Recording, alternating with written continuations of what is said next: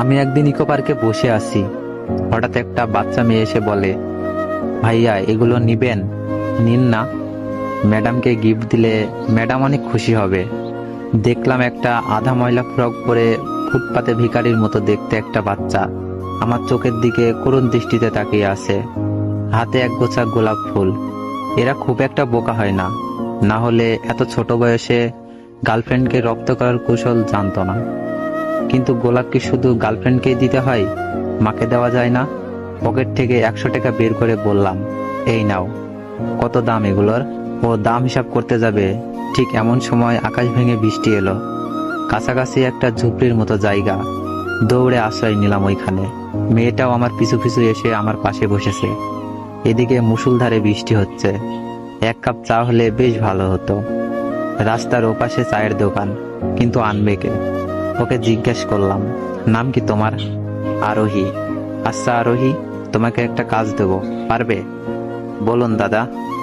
Pocket থেকে 20 টাকা বের করে বললাম, ওই দোকান থেকে এক কাপ চা আনতে পারবে? আর যদি তুমি কিছু খাও, খেতে পারো, অবশ্য ওখানে যেতে যদি তোমার কোনো আপত্তি না থাকে। দেখলাম নিঃশব্দে মেয়েটি আমার হাত থেকে টাকাটা নিয়ে এক দৌড়ে চা নিয়ে এলো। আরোহী, তুমি কিছু খেলে না কেন? এমনি ভাইয়া। এই নিন বাকি টাকা। তুমি স্কুলে যাও না? না ভাইয়া, তবে খালার মেয়েরা পুরনো বই ফেলে দিলে সেগুলো নিয়ে মাঝে মাঝে পড়ি। ও, তুমি স্কুলে যাও না, তোমার বাবা মা বকে না বুঝি? বাবা মা নেই ভাইয়া। নেই মানে? আগে একটা মা ছিল, কিন্তু এখন তাকে দেখি না। মানে? এখন দেখো না কেন? তোমার মা মারা গেছেন? না, আমার আসলে বাবা মা ওই যে ওইখানে যে ময়লাগুলো আছে সেখানে ফেলে রেখে গিয়েছে ছোটবেলায়। তারপরে একটা মা এসে আমায় বড় করেছে। তার নিজেরও 3টে ছেলে মেয়ে আছে, কিন্তু তার বাবা আমায় নিয়ে ঝগড়া করতো মায়ের সাথে। তাই ওই মাটা আবার আমাকে ঠিক ওইখানে রেখে কোথায় যেন চলে গেছে। আর দেখি না। তাই তুমি ফুলগুলো বিক্রি করে বেঁচে থাকো। না ভাইয়া, এই ফুলগুলো ওই সামনে একটা ফুলের দোকান আছে, তার সব ফুল বিক্রি করে দিলে আমাকে দুপুরে খেতে দেন। দুপুরে খেতে দেন মানে? আর রাতে আর সকালে কি খাও? খাই না ভাইয়া, পানি খেয়ে থাকি। কখনো কখনো ডাস্টবিনে ভালো শুকনো খাবার খুঁজে পেলে তা খাই। চোখ ফেটে কান্না এলো, ধরে রাখতে পারলাম না। এই চোখের পানি কি শুধু আরোহীর জন্য? এদিকে বৃষ্টি কমেছে। ওর নোংরা মাথায় হাত বুলিয়ে বললাম, 2 বেলা না খেয়ে থাকিস কি করে? চল সামনের রেস্তোরাঁতে কিছু খাবি। দেখলাম আরোহীর মুখে সমুদ্র পরিমাণ লুকিয়ে থাকা হাসিটা বেরিয়ে আসলো। আরোহী, কি খাবি বল? দাদা, অনেকদিন মুরগির গোস্ত খাই না, যদি দিতেন। আবারও চোখের বাঁধ ভাঙলো। কত সীমিত চাহিদা এদের। অত কথা বলিস কেন? যা ইচ্ছে খা। সেবার আরোহীকে খাইয়ে যে আনন্দ পেয়েছিলাম, লক্ষ টাকা দিয়েও এই আনন্দ কেনা যাবে না। পরদিন বাইরে বেরিয়েছি, দেখি ও একটা কমলা হাতে দাঁড়িয়ে আছে। আরোহী ফুল বিক্রি করে কিছু টাকা বাঁচিয়েছে, আর সেটা দিয়ে ও এটা কিনেছে। আরোহী, খবরদার এসব আর করবি না। আমি এসব প্রচুর খেয়েছি। তোর খিদে পেয়েছে, তুই নিজে খেয়ে নে। নিন ভাইয়া, না হলে আমি কষ্ট পাবো।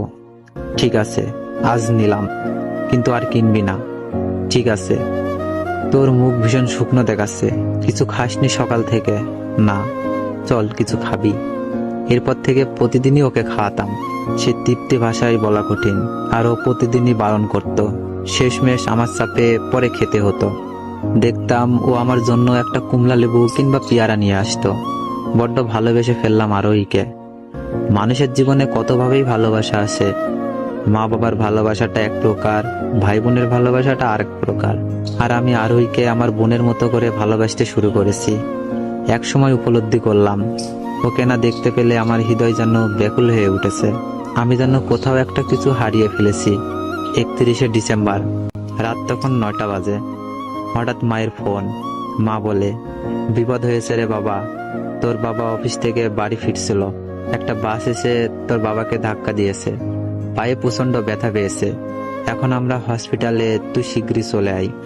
খবরটা শুনে খারাপ লাগলো, কিন্তু আরোহী, ওকে তবে দেখতে পাবো না কিছুদিন?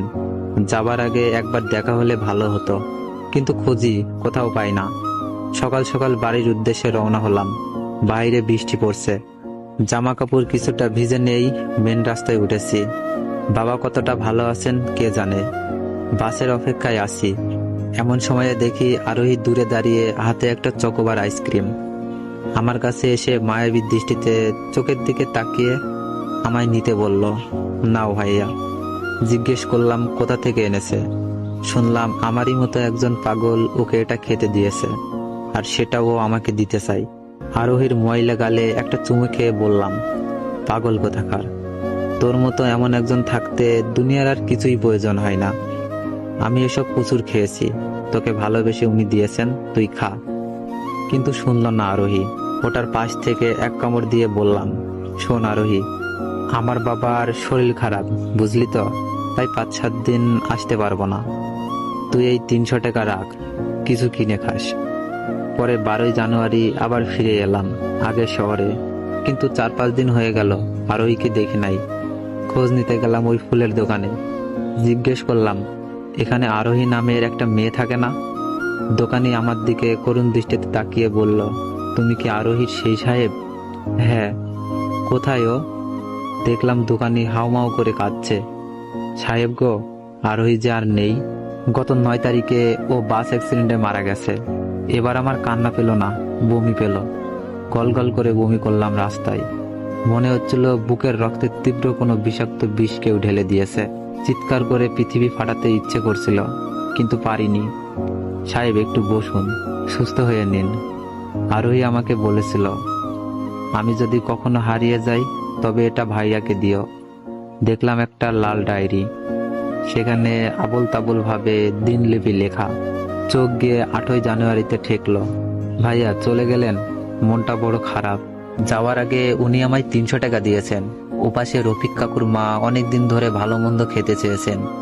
বুড়ি হয়েছেন বলে ওনাকে এখন কেউ ভিক্ষা দেয় না, তাই এই টাকাটা তাকে দিয়ে এলাম।